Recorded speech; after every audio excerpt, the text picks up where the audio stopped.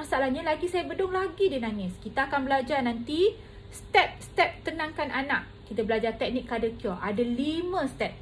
Bedung adalah step pertama. Lepas dah bedung, kita kena angkat dia side of stomach. Dah angkat side of stomach, kena shh. Siapa yang dah tengok video saya, dia tahu kan? Tak cukup dengan shoo, hayun pula lagi. Shh. Tak diam juga lagi, ambil puting masuk. Nak bagi tahu tu apa? Bedung semata-mata tak boleh buat anak diam. Okay.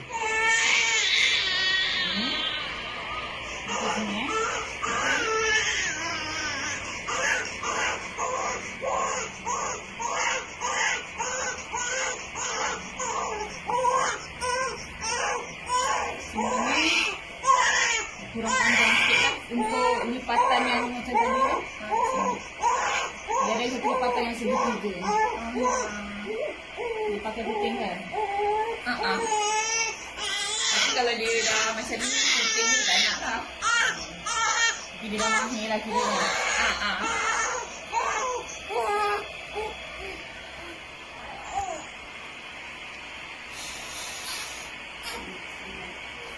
Dah biasa gitu kan.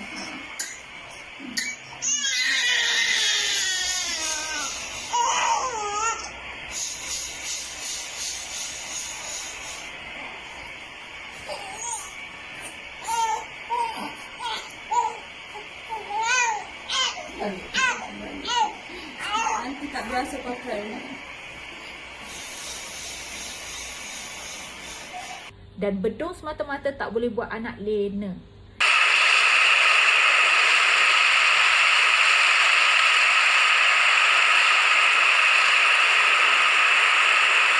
Jadi kalau selama ni anda rasa dah bedung dah makin kuat dia nangis, mungkin anda tak buat complete teknik tenangkan dia.